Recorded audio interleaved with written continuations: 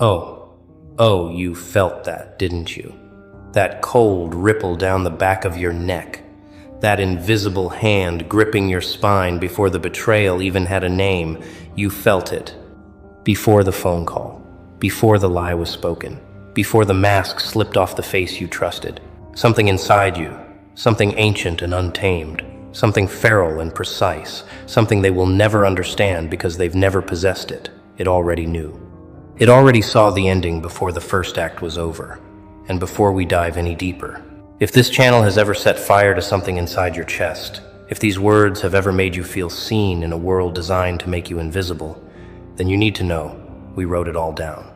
2 books, 2 weapons forged from everything you've survived. The Crown of Ash, a dark motivational field manual for the exiled Grimgrit Edition 1, and The Quiet Edge Grimgrit Edition 2. These aren't self-help, these are self-war. Grab yours. Links are in the description below.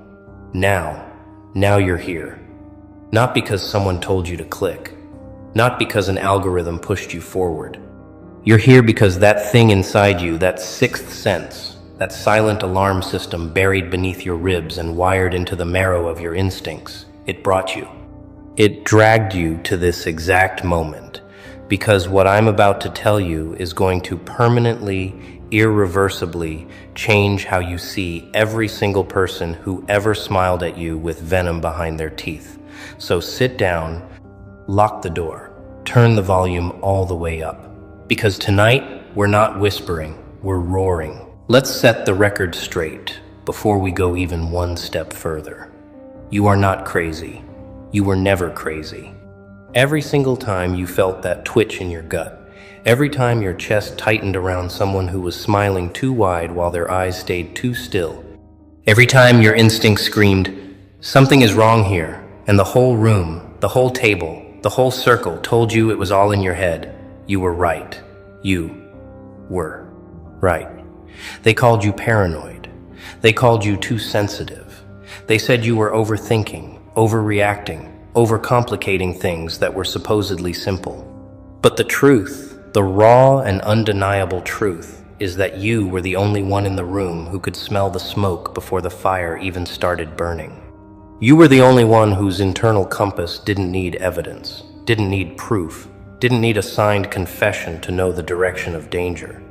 And that single, terrifying gift terrified them more than anything you could have ever said out loud or done in the open. Because you can argue with words, you can twist logic, you can manipulate facts, but you absolutely cannot deceive a soul that reads energy the way a scholar reads ancient text, fluently, instinctively, and without mercy. Here's where it gets dark. Here's where the blood starts to show beneath the bandages they thought would hold forever. Because they didn't just doubt your 6th sense. No, that would have been too simple, too lazy, too passive for people like them. They tested it, deliberately, strategically, surgically. With the patience of predators and the precision of people who had studied your emotional blueprint for months, they placed traps wrapped in affection. They set up elaborate scenarios designed to make you question your own gut, to second-guess the very instinct that had never once lied to you. They fed you half-truths seasoned with just enough sincerity to make the poison taste sweet going down. They watched your eyes when they lied to your face. They studied your reactions when they twisted the story just slightly enough to see if you'd catch the edit. They created chaos, beautiful, organized chaos, and then stood back with folded arms and calm, patient faces, waiting, watching, measuring whether your instincts would catch the knife before it hit your back. And every single time your 6th sense flickered and your face changed by even a fraction, they were ready with the same rehearsed, weaponized line. You're imagining things, but here's the part they didn't plan for. Here's the chapter they forgot to write. Here's the part that shattered their entire experiment and left them bleeding from the inside out with no one to stitch the wound. Your 6th sense didn't just detect the threat, it cataloged it. It archived it with timestamps and footnotes. It recorded every micro-expression, every half-second hesitation, every tone shift, every carefully placed word that didn't match the energy radiating from behind it. You weren't just feeling something was off. You were building a case without even knowing it. Your subconscious was constructing an entire courthouse, complete with judge, jury, and evidence locker, while your conscious mind was still being gaslit into thinking the building didn't exist. And when the moment finally came, when the final betrayal was loud enough for even the deaf to hear and obvious enough for even the blind to see, you didn't collapse in shock. You didn't crumble. You didn't give them the performance they had been rehearsing their reaction to for weeks. You stood there, steady, calm, almost eerily composed. Because deep down, in the basement of your being, you'd known all along. Your sixth sense had already processed this loss months before it officially happened. The tears they expected never came. The breakdown they had prepared their sympathy faces for never arrived, because you'd already cried those tears, in silence, in the dark, alone, while they were still rehearsing their next act and fitting their next mask. And oh, how that destroyed them, completely, irreparably.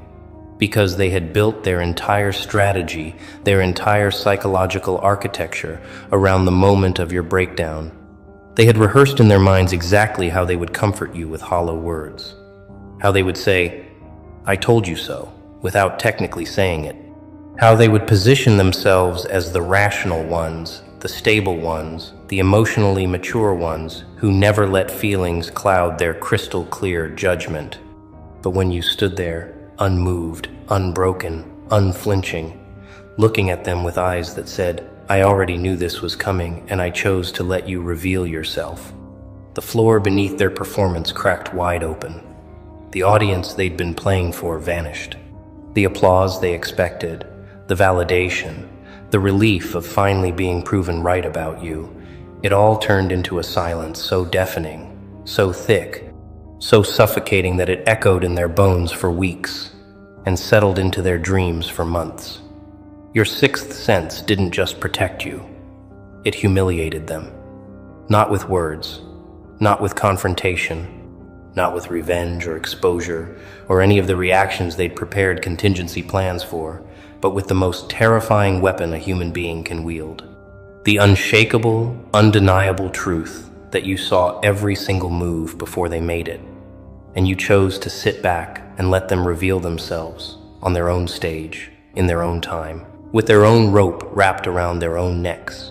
Let's talk about that blood, shall we? Because this isn't poetic decoration. This isn't metaphor dressed in leather, trying to look tough. The blood I'm talking about is as real as anything that's ever stained a surface. It's the blood of truth. The blood that spills when years of carefully constructed lies are finally cut open by something sharper than evidence. The blood that stains the hands of everyone who thought they could operate on your life without you feeling the incision, without you noticing the anesthesia wearing off, without you realizing the surgery was never meant to heal you, but to remove the parts of you that made you dangerous to them. Every whisper they planted behind your back, every alliance they built against you in rooms you weren't invited into, every narrative they twisted and polished to make you the villain of a story you didn't even know was being written and distributed. All of it bled the moment your sixth sense struck back. You didn't need a confession. You didn't need screenshots or text messages or receipts or third-party validation from someone brave enough to tell you the truth. Your instincts walked into the courtroom of your life, laid the evidence on the table without saying a word, and the verdict was unanimous. Guilty. Every last one of them. Guilty of underestimating the one person in the room who was paying attention with more than just their eyes. And here is what haunts them now. Here is the part that keeps them tossing and turning at 3 in the morning, staring at ceilings that feel lower and heavier than they used to. They cannot figure out how you knew. They have replayed their own performances 1,000 times from every possible angle. They have analyzed their own lies with forensic intensity, checked their own alibis for holes, reviewed their own scripts for flaws. And they cannot find the crack. They cannot locate the exact moment, the precise second, where your sixth sense intercepted their signal and decoded their entire operation. Because the truth is, there was no single moment. It was all of them. Every single interaction was a data point. Your instincts were collecting and connecting. It was the way their laughter arrived half a second too late, just slightly off rhythm. The way their eyes moved to the left when they said, "I promise." The way their body leaned away from you, creating invisible distance. When their words leaned in with fabricated warmth. You were reading a language they didn't even know they were speaking. A language older than any alphabet. A language of vibration, of frequency, of electromagnetic truth that your body decoded fluently, effortlessly, mercilessly, while your brain was still processing their pleasantries and trying to convince yourself that everything was fine. That is what makes a sixth sense truly dangerous. Not that it knows, but that it knows before knowing is even logically possible. It operates in the realm of precognition, not prediction. It doesn't guess based on available data. It receives transmissions from a bandwidth that most people don't even know exists. And what it received from them was a broadcast of deceit, so loud, so constant, so arrogantly careless, so offensively sloppy that even your quietest, most generous instinct couldn't ignore it or explain it away anymore. They thought they were clever. They genuinely believed their masks were custom-fitted, hand-stitched, designer deception tailored specifically to your blind spots and emotional tendencies. But your sixth sense has infrared vision that penetrates every layer of performance. It doesn't see the mask, it sees the heat behind it. The racing pulse of someone mid-lie. The shallow breath of someone performing sincerity. The micro sweat of a conscience trying to drown itself in justification and rehearsed rationalizations. And when you looked at them, really looked at them, with the full force of your awakened perception, you weren't seeing a friend. You weren't seeing a lover. You weren't seeing a trusted colleague. You were seeing a threat, dressed in familiarity, wrapped in history, perfumed with shared memories, and your entire nervous system went into quiet, devastating, stone-cold, alert mode. Let me tell you something about silence that most people will never, not in their entire lifetimes, understand. Most people think silence is emptiness. An absence of sound, an absence of power, an absence of response, a white flag, a retreat, a surrender. But you discovered something that rewrote the entire rule book of human engagement and interpersonal warfare. You discovered that silence is the loudest, most devastating, most psychologically destructive weapon in the arsenal of someone whose sixth sense has been fully activated and calibrated. Because when you went quiet, when you stopped reacting to provocations designed to trigger you, when you stopped defending yourself against accusations that were crafted to drain your energy and scatter your focus, something shifted in the atmosphere between you and them. The entire dynamic flipped like a table in a room full of cheaters who suddenly realized the dealer has been watching. Suddenly, they were the ones filling the silence with nervous, rambling chatter. Suddenly, they were the ones over-explaining things nobody asked about, over-justifying decisions nobody questioned, over-performing their innocence for an audience of one who wasn't even watching anymore. Suddenly, they were the ones studying your face for a reaction that never came, a flinch that never materialized, a wound that never appeared. And that absolute refusal to perform on their stage, that was the exact moment your sixth sense stopped being merely a warning system and became a weapon of mass clarity. You see, they needed you loud. They needed you emotional, chaotic, scattered, reactive, impulsive, spilling your energy into fights that were never meant to be won, only endured, only survived, only barely escaped. Because as long as you were in defense mode, as long as you were putting out the fires they kept lighting, your sixth sense was distracted from the real operation happening behind the smoke screen. It was busy processing the surface-level drama while the deeper, quieter, more surgical manipulations slid through undetected beneath the noise. That was their entire game plan from the beginning. Flood the radar with emotional interference. Overwhelm the detection system with chaos and confusion. Create enough static, enough arguments, enough crises that the real signal, the real truth, gets lost in the storm. But then you did something they never anticipated. You went silent. You pulled back. You stopped giving them your energy, like it was free electricity flowing through an outlet they'd been plugging into for years, without paying a single bill. And the moment that energy stopped flowing, the radar cleared. The noise dropped to zero. And what your sixth sense showed you in that silence was devastating. Not because it was complicated or layered or difficult to decode, but because it was so painfully, so unbearably, so insultingly simple. They were never confused about you. They were never genuinely trying to understand you or work things out. They were systematically trying to dismantle you, piece by piece, reaction by reaction, emotional explosion by emotional explosion. And every argument, every cold shoulder, every sudden mood shift, every passive-aggressive comment disguised as a harmless joke, it was all part of the same coordinated campaign. Not organized with formal meetings and strategy documents, but orchestrated through the unspoken, intuitive agreement of people who share the same sickness. The compulsive, addictive, pathological need to maintain control over someone who was never meant to be controlled. And your silence exposed every single thread of it.